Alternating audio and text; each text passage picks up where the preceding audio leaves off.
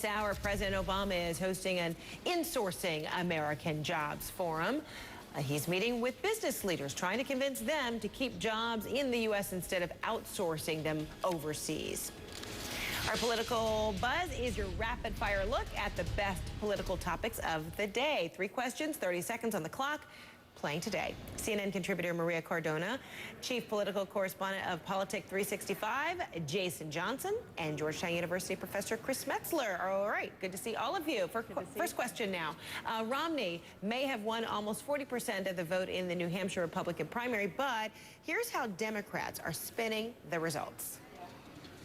To not crack 40% in a primary, that you should have droves of Republicans coming to the polls to vote for you, that's a problem. But he's here as he came out of this primary now as a wounded candidate.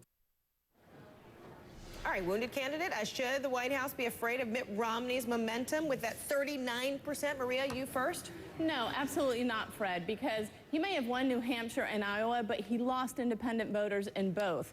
And what's more is that he still has a long way to go to convince conservatives that he's their guy, and even a longer way to go to convince middle-class families that he, somebody who's a millionaire 200 times over, who said he likes to fire people, who makes $10,000 bets like it's 10 cents to you and me, who calls corporations people, who belittle the $1,500 tax cut for middle-class families as temporary little Band-Aids, who would have had Detroit go bankrupt, to convince them that he is somebody who would look out for their interests. Chris? Actually, I love the Democratic spin by the chair, Debbie Wasserman Schultz. Look, he has come out actually of this as a better candidate. I get what the Democrats are trying to do, which is to take his greatest strength and turn it into a weakness. That's not going to work. At this point, there is plenty of time to get this Bain story out of the way. I actually think Republicans have given him a gift by getting it out so quick. He is not, in fact, a wounded candidate. If you listen to his speech last night, he is a much better candidate, and that's what the Democrats should be afraid of. And Jason? Well, the Democrats should be afraid of the fact that Romney got 39%, and Obama's approval in New Hampshire is only about 43%. So they're not doing that great either. But, you know, he's not wounded, but he didn't do anything impressive. This was the Globetrotters beating the Washington Generals. I mean, Mitt Romney was going to win in New Hampshire. The rest of the candidates are in complete disarray. The real question is, can he carry social conservatives? The real question is, can he change the perception that most people have that he's a Scrooge McDuck, that he's inauthentic? So, you know, the Democrats are going to have their spin, the Republicans are going to have their spin, but the reality is Mitt Romney's not wounded, nor is he strong. All right, and just for clarity, it was Romney saying that he would fire insurance companies. It's not firing everybody. So Ron Paul finished strong, coming in second place in New Hampshire, and he says he's got his sights set on Mitt Romney. Listen.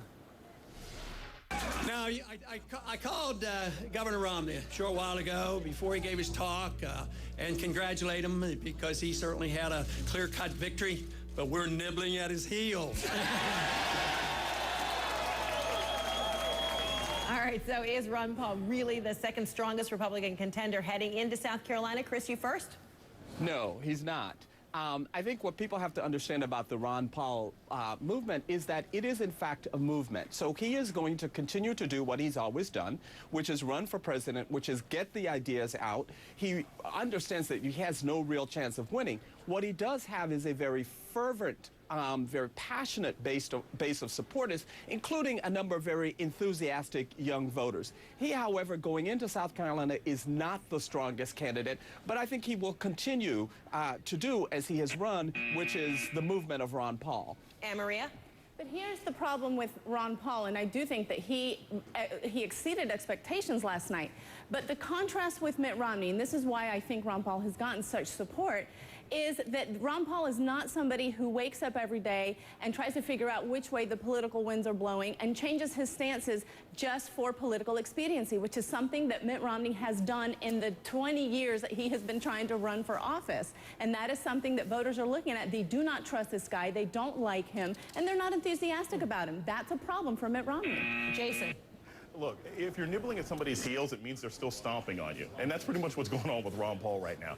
He comes in third place in Iowa. He comes in second place in New Hampshire. He's not winning anything. And if you're not winning primaries, you're not a real contender. Mitt Romney is the front runner. Mitt Romney's probably going to end up getting the nomination. At the end of the day, Ron Paul said in an interview just about a week and a half ago, he doesn't even see himself in the White House. So it's hard to imagine him as a strong candidate going to South Carolina when people like Newt Gingrich, Rick Santorum have a much stronger relationship with the conservative South. And Mitt Romney himself is going to be desperately trying to lock this thing up quickly. All right, and now your buzzer beater, 20 seconds each. Here's Conan O'Brien's take on last night's primary.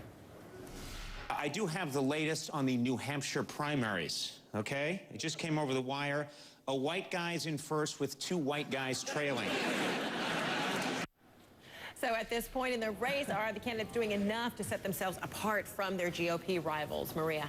No, it doesn't seem as they are, and that's why you have the rivals now really going after Mitt Romney on Bain Capital and on the fact that he hasn't really been he doesn't have a great record on job creation. The fact of the matter is that every single candidate in the GOP is focused on the same exact failed Republican economic policies that put us in this economic recession to begin with, and that is something that President Obama is going to be focused on in the election. Chris? Well, I think what's going to happen is what you're seeing in the Republican Party right now is there is kind of the fight for who is the conservative, who is the alternative to Mitt Romney. And I think after South Carolina, that's going to be a lot more clear as to who this alternative to Mitt Romney is going to be. So I do think that, in fact, there's a lot more that needs to be done to distinguish themselves from Mitt Romney.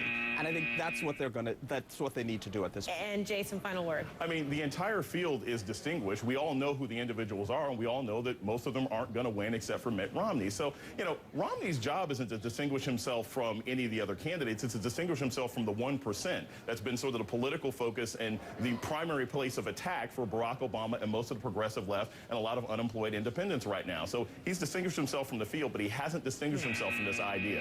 All right, Jason, Maria, Chris, thanks to all of you. Appreciate it. Thanks, Thank you. Take care. All right, Thursday, January 19th, just days before the South Carolina primary, the GOP